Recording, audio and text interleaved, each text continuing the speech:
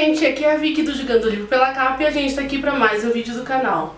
Antes de tudo, aperta o sininho aqui e se inscreve que vem muita coisa legal por aí. Vamos lá, solta a vinheta. E hoje a gente vai falar desse filme, Entrevista com o Demônio, ou Late Night with the Devil, que vai estrear dia 4 de julho nos cinemas aqui no Brasil. Eu tava muito ansiosa pra ver esse filme. Amigos meus que também trabalham com crítica lá fora, eles já tinham assistido ano passado e falaram que foi um dos filmes favoritos deles do ano, né? Eu tinha minhas ressalvas porque, vocês sabem, eu sou fã de terror, então eu tenho aquela chatice de tipo, o filme tem que ser muito bom mesmo pra eu falar, nossa, é o filme do ano. E eu assisti hoje, não digo que é o terror do ano, mas é um dos filmes mais legais que eu assisti esse ano e eu vou explicar pra vocês por quê. Eu começo dizendo que esse filme vai ser bem divisivo, sim, já dá pra saber que vai ser divisivo, né? Porque assim, tem muita gente que gosta de filme de terror, quando você fala terror, eles imaginam assim, Hora do Pesadelo, ou sei lá, Hereditário. E esse filme, que é Late Night with the Devil, não é nenhum nem o outro. Não é esse tipo de terror. Se você tá esperando esse tipo de terror, que você vai ter vários jumpscares, sustos e tudo mais, não veja esse filme. Ele tá mais pra gênero de found footage, de suspense, do que terror em si. O terror mesmo começa a acontecer da metade pro final, né? Mesmo assim, eu sei que muita gente não vai gostar, mas tem muita gente que vai gostar. Eu particularmente achei que é uma história bem diferente, né, do gênero found footage. Eu não sabia o que mais eles poderiam entregar nesse estilo, né, de filme. O que eles podiam fazer diferente? A gente já viu Bruxa de Blair, entre outros, né, gêneros hack, sabe, vários gêneros assim de found footage, mas eu nunca vi sendo feito dessa forma, abordando o tema de programa, né, de televisão que acontece assim à noite, na madrugada, tipo late night show. Eu nunca imaginei um terror found footage dentro desse universo da televisão. Isso pra mim já valeu a pena porque eu achei muito diferente de tudo que a gente viu até então. A ambientação do filme é a coisa mais impecável que eu já vi.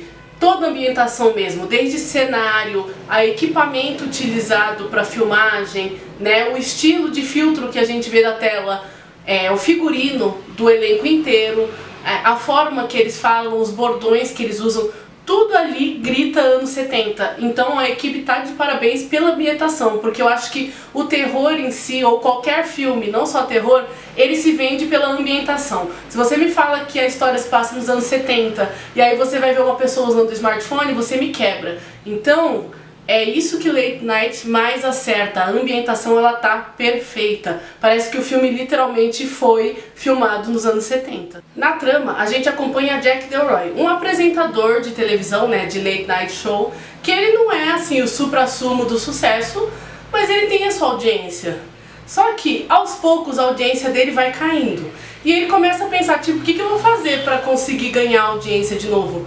É aí que ele decide, na noite de Halloween, né, na madrugada, na verdade, chamar figuras excêntricas como os convidados do programa pra ver se assim ele ganha audiência. E ele ganha, mas a que custo? Jack Delroy é aquele apresentador que topa tudo por dinheiro e topa tudo por sucesso.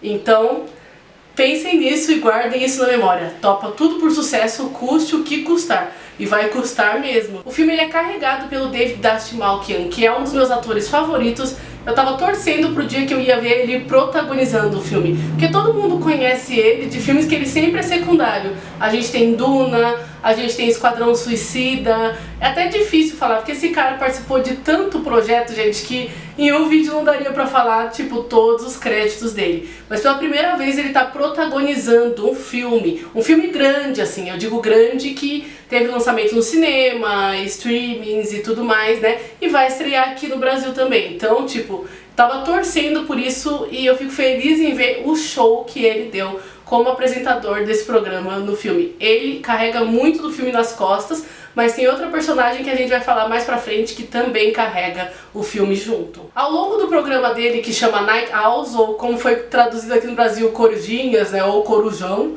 né? Ao longo desse programa, as coisas vão acontecendo. Eles chamam um cara chamado Christoph, que é um cara que ele consegue falar com pessoas mortas, né? Ele é um vidente, né? Uma espécie de guru até. E é bem interessante a cena dele, assim, ela é curta, mas é bem legal. Ela ajuda a criar a ambientação da história ainda mais, o ator é excelente. E começa assim, né? Mas é aquele slow burn que as coisas começam a dar errado e você fala, putz, não pode ficar pior do que isso. E vai ficando pior.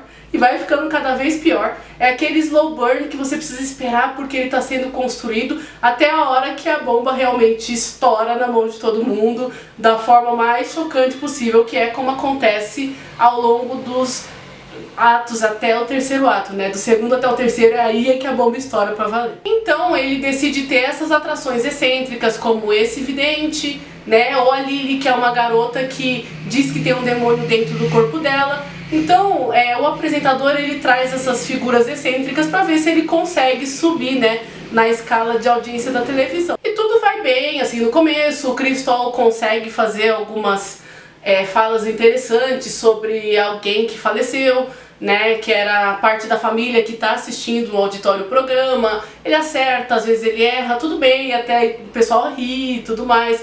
Só que aí as coisas vão escalando, principalmente quando a Lily, que é a personagem que supostamente está possuída por um demônio, chega aos palcos. É aí que as coisas começam a mudar de tom. Eu acho que o filme, assim, eu entendi o que eles tentaram fazer com essa história de quebrar as cenas que acontecem para mostrar os bastidores da cena também, né?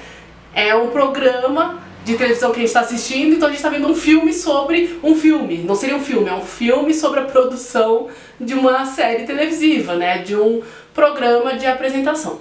E assim, eu acho que quebra muito. Vai incomodar muita gente, em alguns momentos me tirou completamente da imersão da história, porque numa hora você tá vendo o palco, aquilo acontecendo, de repente entra os comerciais e aí vai pra outro ângulo de câmera, pra outra filmadora, que é uma filmadora moderna, e isso quebra um pouco pra mim, quebra muito. Não sei se pros outros vai ser assim, mas eu acho que essa quebra toda hora de tipo, uma ceninha, quebra pros comerciais, bastidores, ceninha, quebra pros bastidores, sabe, eu acho que, eu não sei.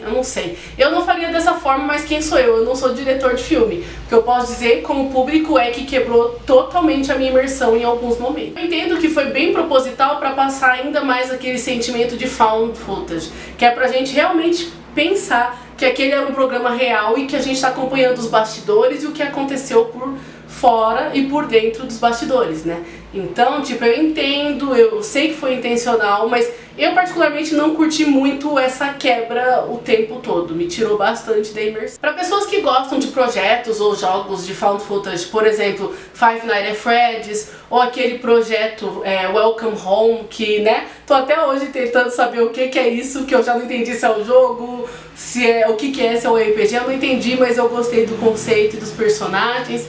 O filme não necessariamente reinventa a roda do gênero de terror found footage ou de terror que aborda Satanic Panic, né, que é o pânico satânico. Ele não muda muito do que a gente já viu, mas eu achei que a história de ser um programa desses dentro de um late night show foi muito genial e eu realmente achei que foi bem criativo. E agora a gente tem que falar do elefante, né, dentro do quarto, que é a polêmica da inteligência artificial.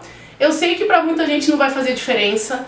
Eles usam inteligência artificial para algumas imagens de título, de cartões, né? Sabe quando o programa vai entrar no intervalo e sobe um cartão?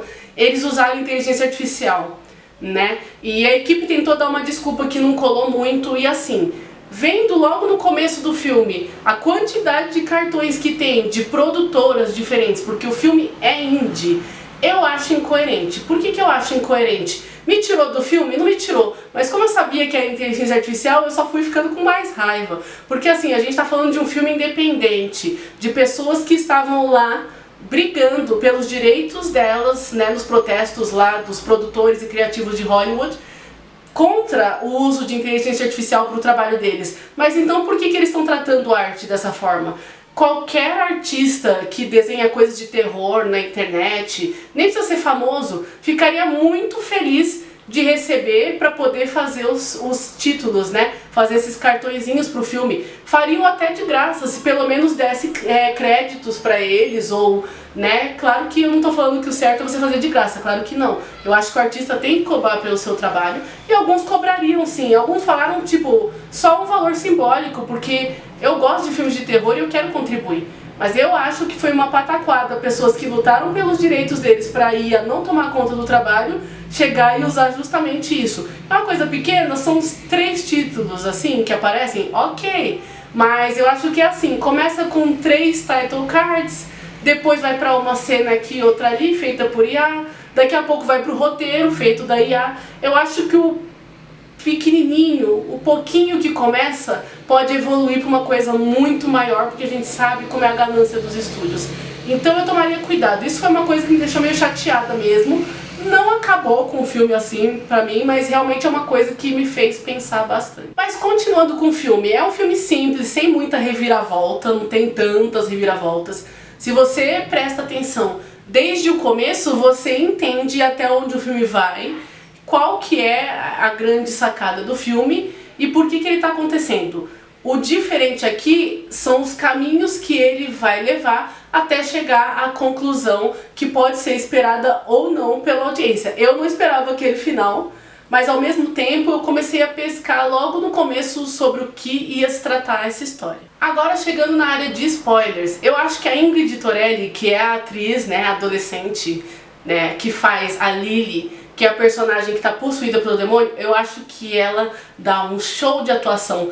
Ela é tão boa quanto, se não melhor ainda do que o David em tela. E ela entrega uma personagem que é ao mesmo tempo assustadora, doce, fofa e intrigante.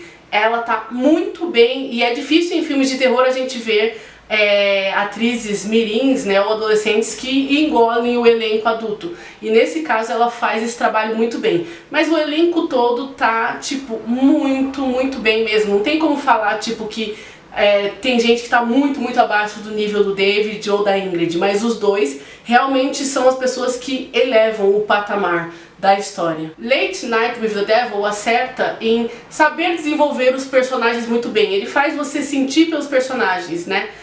Tem o Gus, que é um personagem que você sente dó dele do começo ao fim, né? A gente tem o Carmichael, que é um personagem que dá raiva porque ele é o cético, né? A gente tem a doutora June, que é uma pessoa doce, que ao mesmo tempo que ela é fã da ciência, ela também acredita no além, e ela quer proteger essa criança que é a Lily, e é muito interessante. Todos os personagens são super bem desenvolvidos. Até o próprio Christou também, tipo, se não fosse o Christou nas cenas iniciais, né, sobre ele tentando se comunicar com o além, não teria, tipo, o tom que o filme tem. Eu acho que ele consegue criar o tom que o filme vai ter ao longo da história, e eu acho isso muito legal. O elenco foi muito bem aproveitado.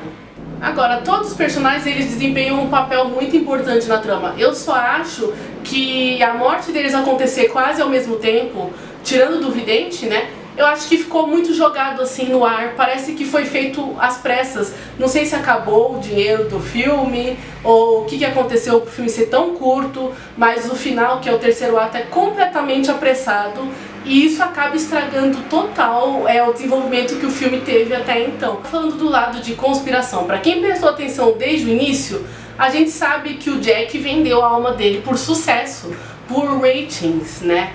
E assim, tem aquele culto que é mencionado e que aparece o tempo todo, a gente vê aquele esqueleto, né, e o Frankenstein no meio do público, que são pessoas que também fazem parte do culto. Então quem prestou atenção nas primeiras cenas sabe que ele vendeu a alma dele por sucesso, mas a que custo? Esse custo a gente vai aprender ao longo do filme, que foi a esposa dele. Ele vendeu a alma da esposa, a saúde da esposa, em troca de... Quem não conhece aquele grupo, né, o culto, quem não é muito por dentro de teoria da conspiração, existe uma comunidade, esse culto, né, de Hollywood, que dizem que são os bambambãs, os grandes donos, não apenas da indústria, como donos do mundo em questão de dinheiro.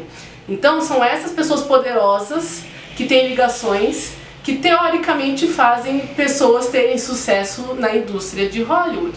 Essa é a grande conspiração, e o filme brinca justamente com esse tema. Na realidade, esse grupo existiu, né? Existe ainda, mas tem vários outros grupos que podem ter servido de inspiração para esse. Como, por exemplo, o culto do Charles Manson. A gente fala muito de pânico satânico no filme, que é literalmente sobre isso. Late Night with the Devil, que é a entrevista com o demônio, é literalmente sobre isso, sobre o pânico satânico que nasceu dos anos 60 e que ganhou cada vez mais força, principalmente nos anos 70, que é onde se passa esse filme. E é claro que a gente também tinha talk shows antigamente que também mencionavam esse tema, não só lá fora, como aqui, né? Teve um australiano específico que chamava The Don Lane Show, que teve um quadro bem especial que foi pico de audiência, que se chamava Satã Quer Você. Esse tema de pânico satânico sempre vendeu muito, ainda vende. A gente tem vários exemplos, tem até programas zoando com isso, como por exemplo aquele quadro do Hermes e Renato que falava Padre Que Medo. Inclusive em vários momentos desse filme, que é Late Night with the Devil, eu lembrei do quadro do Padre Quevedo e eu quase comecei a rir no cinema. Mas é que não tem como, gente, é algo muito cultural, não tem jeito. E pra quem também não era nascido na época ou não lembra, né, nos anos 70, tinha uma igreja que chamava realmente a Igreja do Satã, que é Church of Satan. Pra variar, minha bateria da câmera acabou antes de eu conseguir terminar o vídeo, mas vamos lá. Teve nos Estados Unidos, né, uma igreja, não sei se vocês chegaram a ver em jornais aqui do Brasil, né, mas teve uma igreja que ela ainda existe, que chama a Igreja de Satã, que é Church of Satan, criada pelo Anthony LaVey. E essa igreja, justamente nos anos 70, 80, ela foi conhecida não só porque o criador dessa igreja tinha amizade com várias pessoas do show business, inclusive de Hollywood, como também ele ia em vários programas de talk show para tentar desmistificar um pouco sobre satanismo e essas questões, né? E isso foi uma coisa que foi o auge nos anos 70. E o filme ele toca justamente nessa mensagem. E agora falando sobre apresentadores de talk show que fazem tudo por audiência, eu não sei se vocês lembram, né? Mas a gente teve vários casos aqui no Brasil também. E casos, por exemplo, eu não esqueci do Rodrigo Faro fingindo que estava chorando no dia do falecimento do Gugu e perguntando ao vivo como estava a audiência, como estavam os ratings. Isso nunca saiu da minha cabeça, porque é de uma desumanização, é assim, meio que tanto faz quanto tanto fez que uma pessoa faleceu. O importante é a audiência, né? Isso pra mim é assustador, e mais assustador ainda que aconteceu na vida real, não é filme. E ele não é o único, a gente tem muitos Jacks, que são esses apresentadores no mundo inteiro, no Brasil, nos Estados Unidos, na Europa, em qualquer lugar do mundo existem Jacks. Eu nem vou entrar muito nessa questão de conspiração, porque isso dava um vídeo inteiro separado de mais de 1 hora só para falar sobre isso. Talvez o dia, se eu tiver com vontade, eu vou falar sobre isso, mas hoje não vai ser esse dia. Outra coisa bem interessante é que em algum momento alguns personagens parece que fazem um foreshadow da forma que eles vão morrer. Primeiro a gente tem o Gus, coitado, zoado desde o começo do filme. Ele fala em algum momento, tipo, minha esposa gosta da minha cabeça no lugar. E ele até fala em algum outro momento que eu não lembro agora, tipo, cabeças vão rolar. E o que acontece com ele é que ele justamente tem a cabeça dele, né, virada ao contrário. O pescoço dele é torcido, né, pelo demônio que tá dentro da Lily. E ele, tipo, a cabeça dele vira totalmente ao contrário. E aí a gente também tem um produtor que fala sobre o Carmichael, que o Carmichael é só cera, mas não tem nenhum pavio. Ele usa justamente a frase He's all wax, but with no wick. Isso significa que, tipo, ele é todo cera, né? Se a gente for traduzir ao pé da letra, ele é todo cera, mas ele não tem pavio. É meio que, tipo, cão que ladra não morde, sabe? Tipo, ele é só papo, mas não causa nada. No fim, ele morre derretido que nem uma vela. Então eu achei interessante que eles falam a forma que eles vão embora, né, dando foreshadow da forma que eles vão embora. No geral, esse filme é só mais uma versão do famoso caso da pata do macaco, que é aquela lenda de que, tipo, diz, cuidado com o que você deseja, porque as coisas podem se realizar, e dá muito errado também. Essa é a grande moral daquele conto, né, da pata do macaco, e a gente tem vários filmes que falam isso, cuidado com o que você deseja.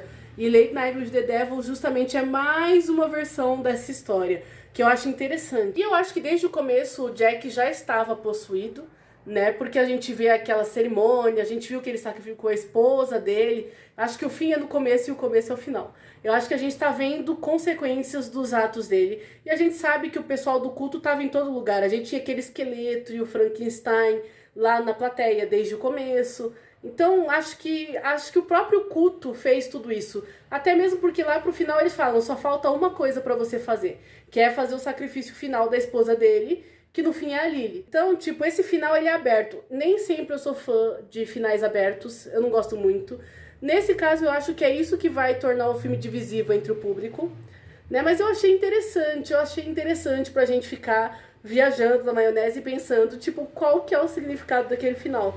Porque me pegou bastante também, mas eu pessoalmente acredito que o significado do final é que ele vendeu a alma dele, ele já está possuído desde o começo e a gente está vendo as coisas de forma contrária. O found footage é literalmente isso, contando tudo que aconteceu até a gente chegar na cena do começo do filme. Mas eu não sei. E é isso, tipo, o filme brinca com isso porque você não sabe o que é real e o que é ficção. O que se passa na cabeça dele e o que é real também, do protagonista.